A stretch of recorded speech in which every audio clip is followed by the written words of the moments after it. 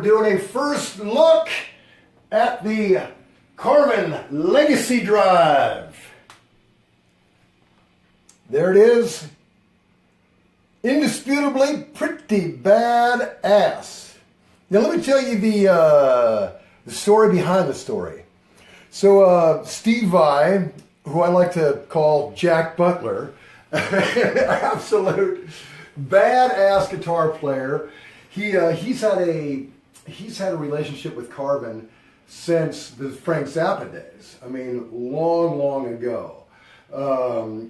And later on, he first endorsed them, and then they talked to him about like designing an amp, which of course he famously has.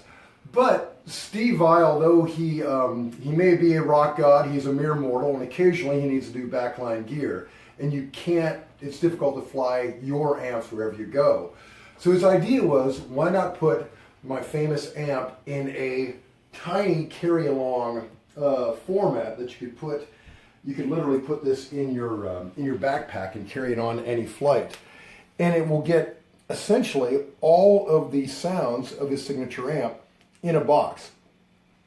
And the great thing about it, at this point, there's several, well, let me just tell you the basics.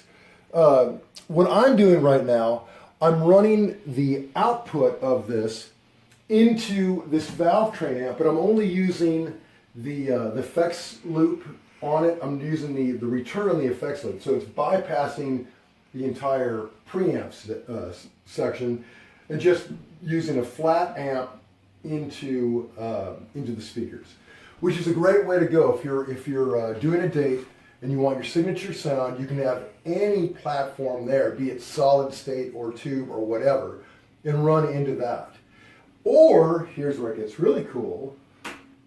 On the side here, there's an output that gives you amp simulation, and you can run that directly into the board, either when you're on tour or if you're recording. Like right here, I've got a studio monitor,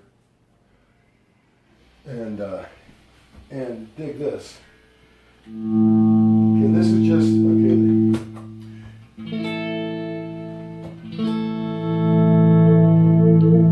So dig that. That's this thing going out with amp simulation into the studio monitor.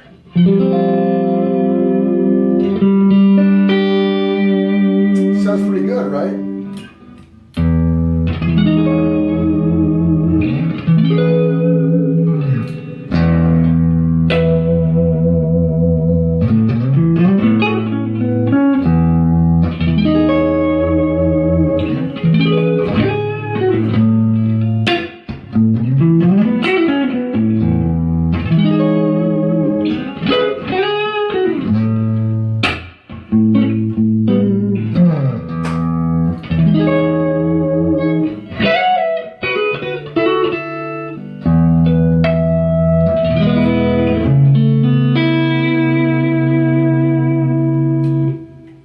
So here's where it gets really cool too. So that's our clean sound out of that. Now you can either change it right here or just plug in any random effects control like you'd have on any amp that goes between, say, reverb and tremolo. And it will bring you to the dirty channel. So here we are, clean.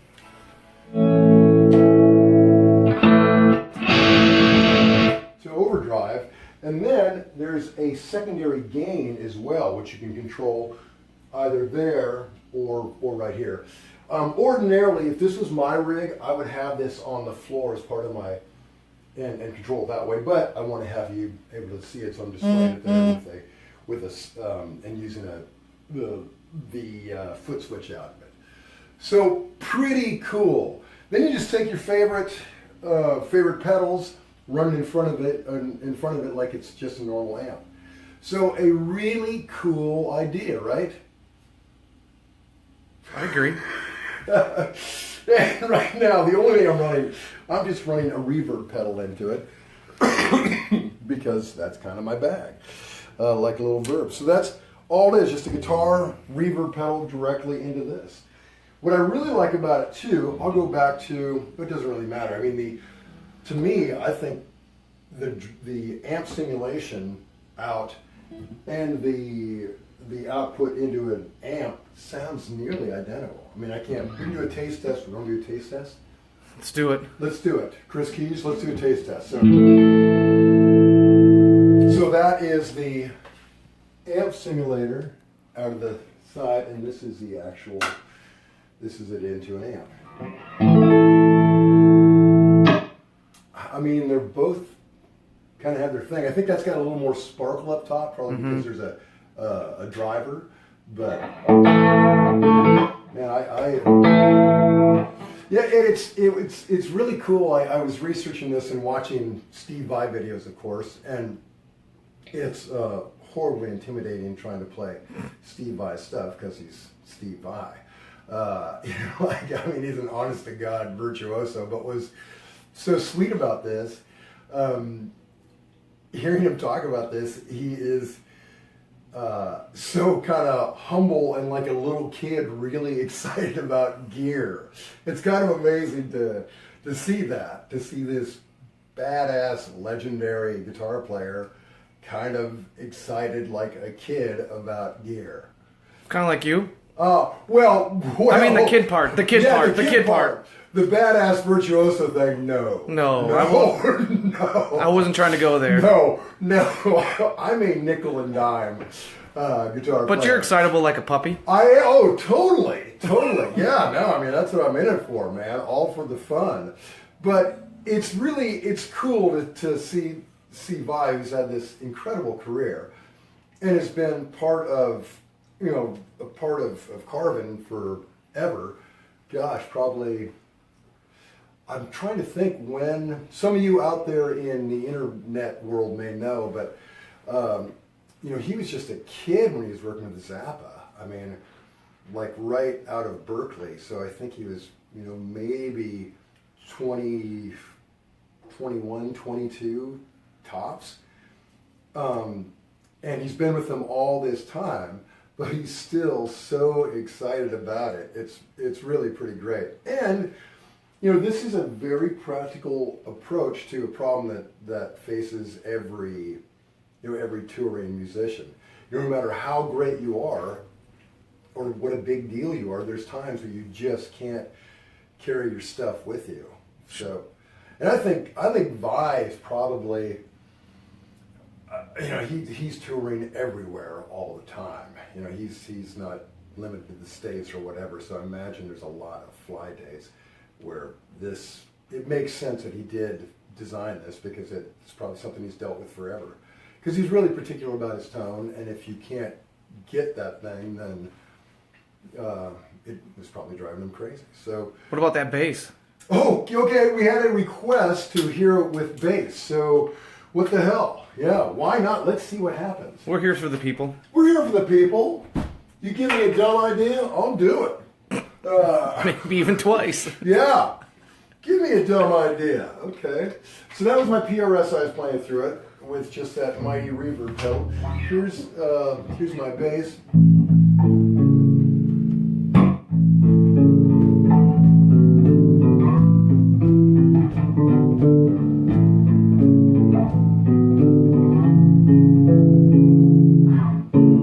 Let's try a little bit of overdrive.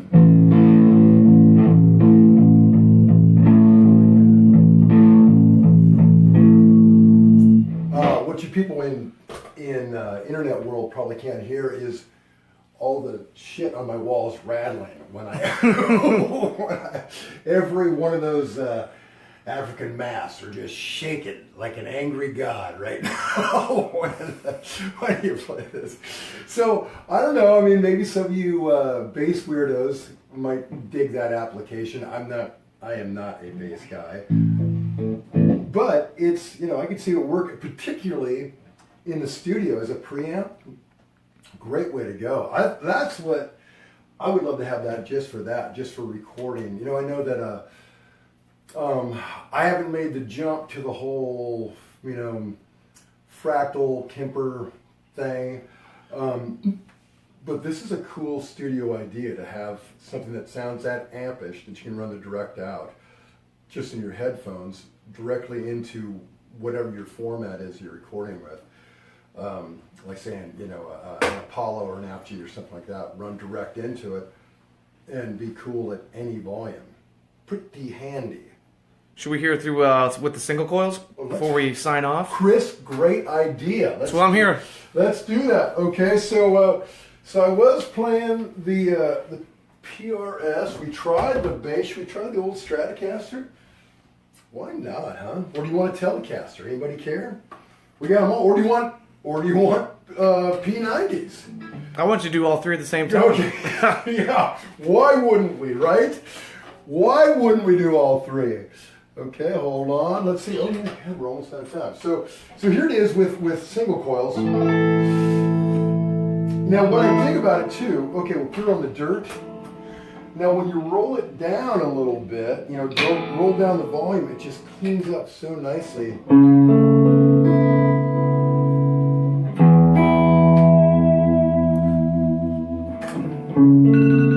Whoa. Okay, timer is saying we're done. Whoops. Sorry, there we go. Okay. But when you bring your volume down, man, you are good to go. Sorry, let me turn this off.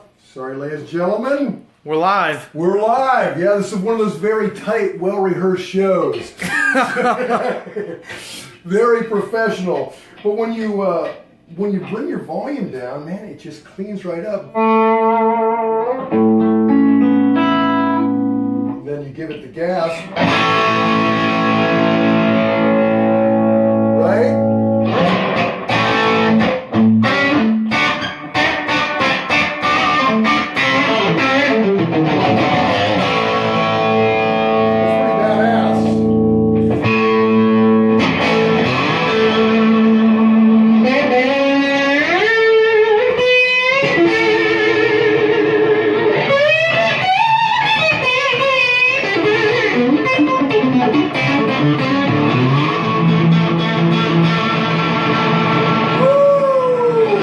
Till next time, fellas and ladies, cheers!